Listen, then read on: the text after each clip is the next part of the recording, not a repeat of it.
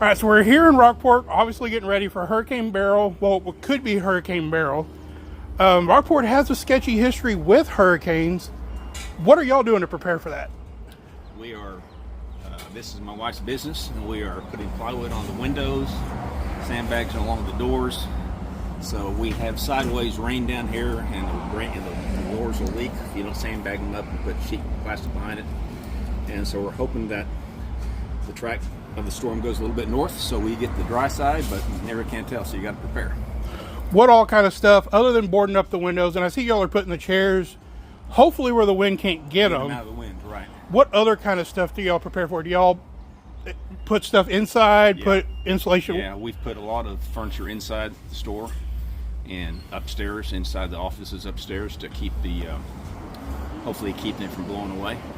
But they're forecasting up to 90 mile an hour winds, and that will move stuff around. So you got to be prepared for it. What kind of stuff are y'all?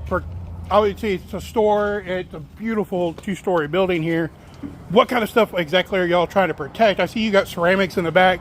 Those will break pretty easily, just on a normal day. Heavy pots, but we rolled them on the side, so hopefully they won't get pushed around too bad. And as you see outdoor furniture, we're moving that out of the way. All the stuff that's inside, we're just, it's hopefully won't get wet or anything like that.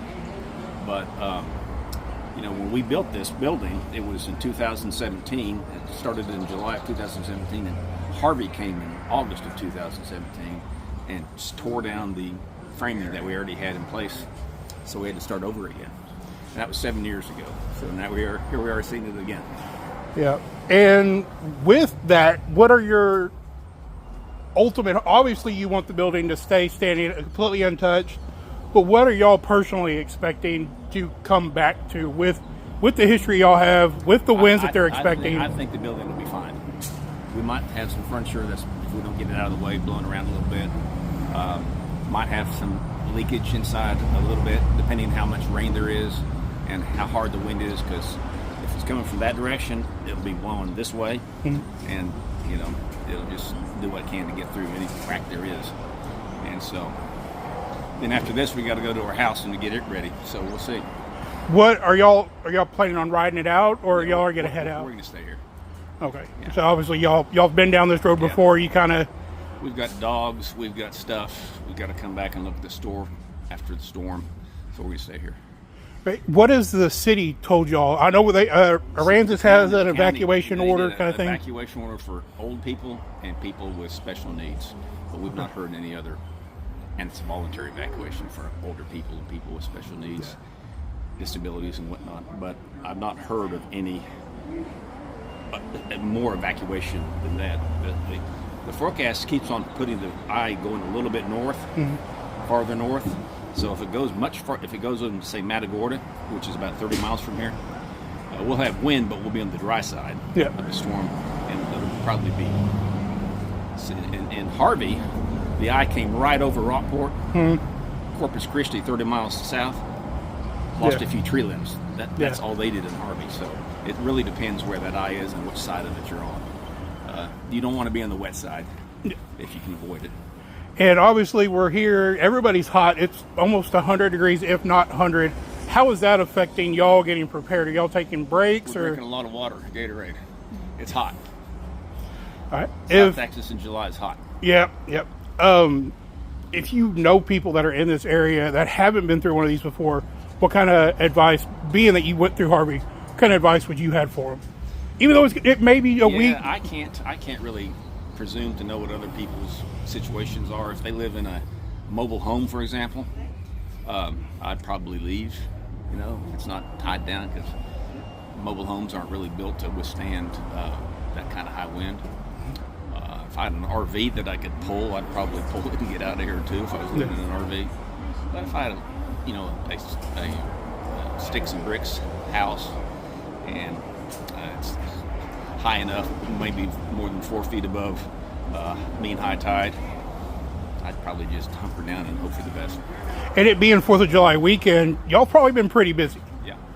They have that Arts Festival going on still, which is crazy. Yeah, I talked to them. They're saying that they're probably going to be closing it down Not early today, but probably midday tomorrow to get everybody out and We got to everything. get all those tents down too. Those tents won't stand up. Yep. With it being 4th of July weekend and there's so many visitors here, what have y'all been talking? Have y'all been talking about them? Have they been worried? I've not talked to many visitors, but I've seen them a lot. I mean, if I were the visitors and worried about going home, I wouldn't wait till tomorrow. I'd go home today, simply because the traffic getting ahead of tomorrow is going to be hellacious. And you know, Sooner rather than later. Sooner rather than later, if you're going to leave. If you're going to leave, I'd leave today. All right. Hey, could you spell your name for me? David Tidholm, Tidholm. All right. I appreciate it.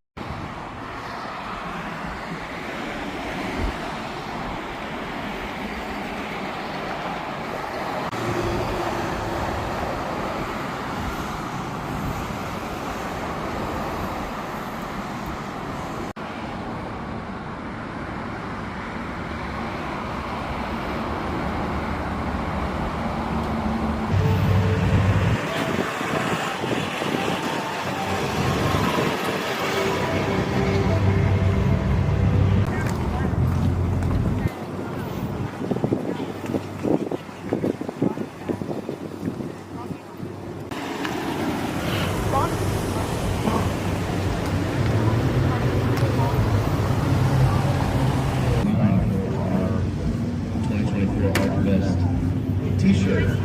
More bird.